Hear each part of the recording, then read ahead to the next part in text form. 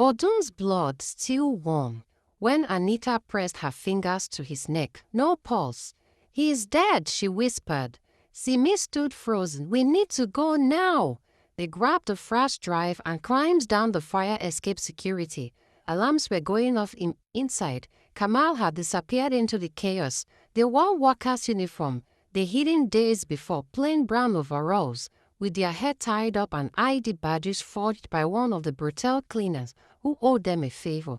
They slipped past the chaos at the entrance. Just when they reached the exit, two armed guards stopped them. "ID." Anita handed over the fake one. The guard squinted at it, then at her. Tension taking the air. Simi's hand moved towards the pepper spray in her pockets. Suddenly, a black van screeched around the corner and headlights blinded them. A voice shouted from inside, "Get in now!" It was Colonel Jaja. They didn't hesitate.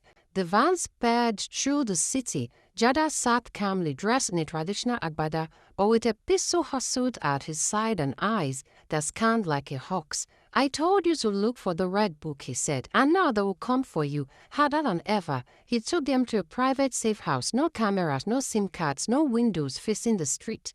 Inside, he debriefed them for hours. They told him everything. Odun's manipulation, the blackmail videos, the terrorist fundings, the mysterious assassin Kamal. Then Anita gave him the flash drive. Jaja plugged it into an offline laptop. His eyes narrowed as he read. "This is beyond politics," he muttered. "This is war. Half of the National Security Council is on this list." He told them the truth. Odun was once part of an elite covert cell, founded by foreign intelligence, to secretly track corruption and terrorism from within.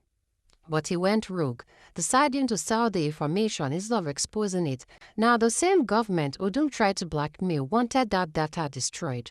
And Kamal isn't a hitman, Jada said. He's a ghost operative. No birth record, no fingerprint. His mission is to erase anyone tied to this leak. They had a choice, run forever or fight back. Jada offered them a new mission, go undercover again, but this time under his protection. If we expose them, the system crashes. If we run, they will still find you. But if we stay smart, we can take them down one by one. Anita agreed instantly, but Simi hesitated. "We are not agents. We are just girls who made bad decisions." Jada looked at her calmly. "And what's that? Why, you are perfect. No one sees you coming." The next day, they were giving you identities, new passports, burner phones. Their first targets, a retired general turned pastor who secretly helped funnel arms to terrorists, comes under the disguise of religious donations. They would pose as media students documenting faith and war recovery. "Get close," Jada said. "Find the ledgers. Record his private sermons. You will find the truth there." But what they didn't know was that someone from their past had already betrayed them. Siri was editing audio from one of the general's secret sermons when she heard a knock at the safe house door. She checked the camera monitor. It was Lilia. "Yes, Linda, your former campus friend. The girl who introduced them to the high life." She just stood outside in designer clothes, sunglasses and fear in her eyes. "Please let me in.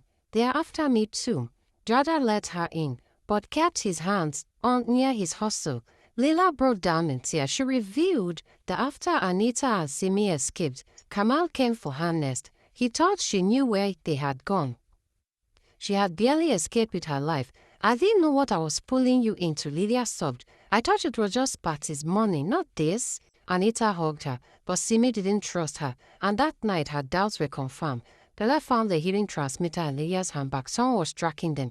They abandoned the saved her within the hour. Lila burnt everything. They moved to another location deeper in the countryside, but they were already marked. While driving to an abandoned toll gate on the outskirts of Ogun State, a black motorcycle pulled up behind them. Hamlet, black gear, silence.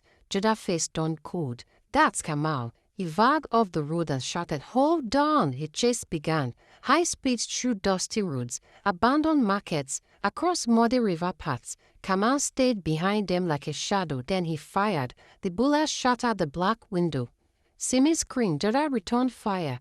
They drove into a village and disappeared down narrow alleyways. The bike stalled for just 1 second, enough for Jada to throw a smoke canister behind them. When they finally stopped, they were covered in sweat, blood, and dust. "He's not just an assassin," Jada said. "His hunting was inside that flash drive." and he won't stop until everyone on that list is dead. As somewhere deep inside Anita something hardened. Then we will kill him first.